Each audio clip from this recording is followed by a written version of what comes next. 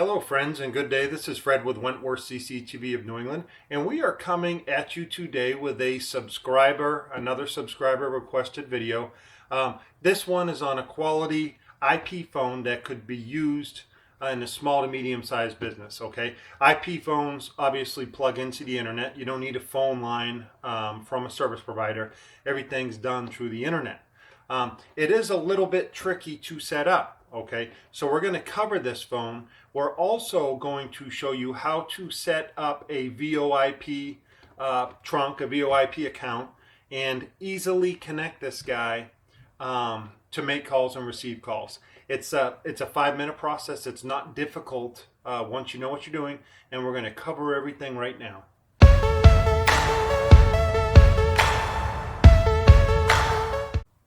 All right, guys, you know what time it is. It's time to get into the meat and potatoes. Before we do so, there is a red subscribe button in the bottom right-hand corner of your screen. Please subscribe to our channel. Leave comments. Like the video if it's useful to you.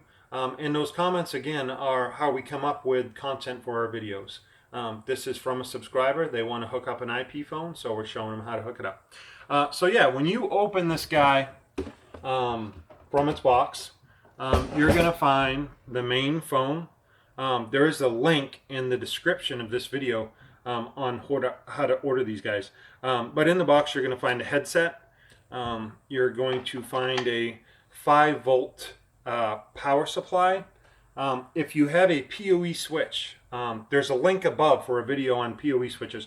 But if you have a PoE switch on location, you can actually plug this phone into the PoE switch using a Cat 5e or Cat 6 Ethernet cable, and the PoE switch will give it power as well as data. So if you have a PoE switch, you do not need this power supply. But if you don't have a PoE switch, you do need it. It also comes with an Ethernet cable that you can use to plug the Ethernet port of the phone into your internet service. So what we're going to do, if you turn the phone over, you'll see a spot in the middle. It actually says DC 5 volts. That is where your power supply will plug into. There are some other plugs on the back. Okay, there are spots for 2 headsets, so you can take your phone and plug it into the headset ports.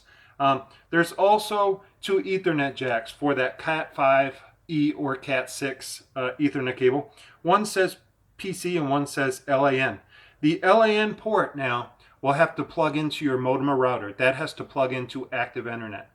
But the PC can actually give internet to your computer. This has a built-in gigabit switch. So if this is sitting on your desk, right, and you have your laptop beside it or your desktop, you can plug a cord from the PC port of the phone to the Ethernet jack on your computer, and one line will be able to give internet to your phone and computer. So that's pretty handy, particularly in offices where you only have one Ethernet cord.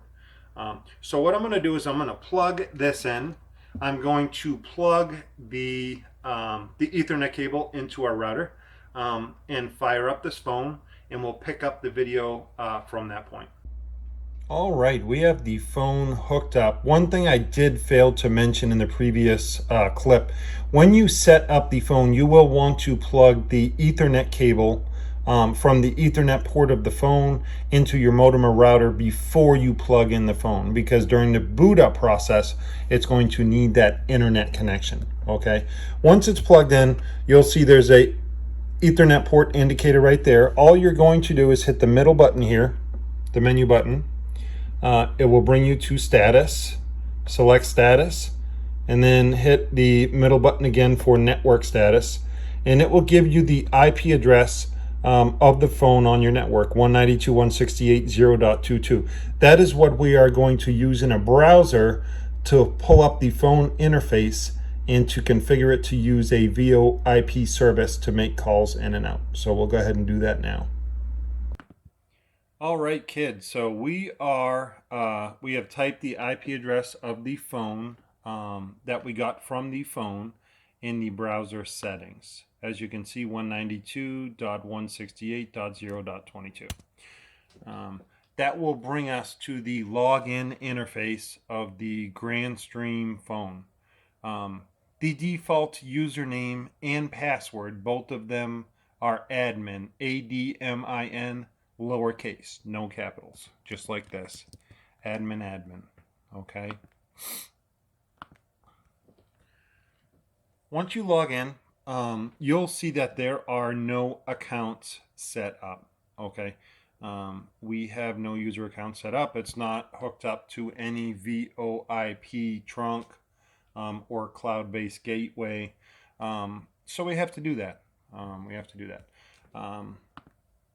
The way to do that, this company works particularly well with Grandstream equipment. It's called Telzio. And you can see the link right here, telzio.com. There's also a link below in the description that will bring you to this page. You're going to have to create an account. It's very simple. You just hit get started. I already have an account with them, so I'm not going to go through this process. But you can put your company name or your name, you know, what country you're in, first name, last name, your email, and you're going to create a password for the account as well. Okay, you can use it free for 30 days. There's a free trial, and then after that there are different plans that you can pick. But what that's going to do is give you a Telzio username and password. Okay, and when we go back to our phone, you see right here, all three accounts are not registered. So we want to register it so our phone can work. All right, I moved my picture over to the left side here so you can see what I'm doing, but we just want to go to account 1 into the general settings. Right here, we're just going to put the account name. This particular phone is going to be used for a client, setting it up for them. So we can put that. SIP server, okay? What you want to put here, once you set up your Telzio account, is sip.telzio.com, okay? You can leave the secondary SIP server blank, and we are going to go all the way down to SIP user ID. And again, this will be given to you when you set up your account. Okay, mine is this, and we are going to put it here again.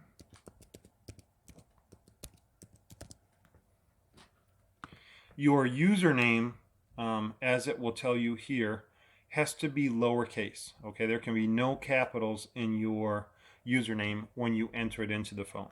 Okay, so remember that. It won't work if you put capitals. All lowercase. I know what my password is. I'm not going to show you clowns that because you will use it and set up your phone on my account, and I will get a big bill, and that will be bad. So that's basically all you do. You put the SIP server for Telzio. You put your username and password that you are given during the registration process with Telzio. And we're going to hit save. And once we hit save, we're going to come up here to apply. All right. It will do its thing. And we should be able to now go into the accounts setting. Status. And look at this. We are registered and the phone is ready to go. So what we'll do now, so you jokers know that it really works, I'll switch over to my phone and we will make a phone call. All right? All right, I guess it's time to test this sucker out. We have plugged the IP phone into the internet source. Again, it could be a router, modem, firewall. Once that's done, we've connected the 5-volt power supply to a wall outlet. Could also use a PoE switch if you have that. And we've activated the VoIP account. So now we're ready to use the phone. We're going to place a test call to my cell phone, okay, to ensure that that everything's set up properly. So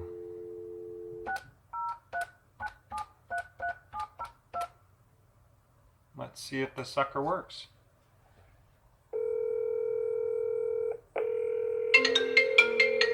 There you go. Simple as that. I told you it was a 5-minute process. It really is. Hook the phone up, set up your VoIP account, and it's plug and play. You don't need to pay somebody to put your IP phones in. These guys can connect to each other through a network, setting up extensions. We'll have a video on that at a later time. But to set it up for outbound calling around the world, that's how you do it. We hope you enjoyed the video. Again, please like it if the content was useful to you. Leave us comments. That's how we come up with content for new videos. And as always, hit that red subscribe button in the bottom right hand corner of your screen. We enjoy our subscribers. We enjoy making these videos for you. And we'll see you in the field.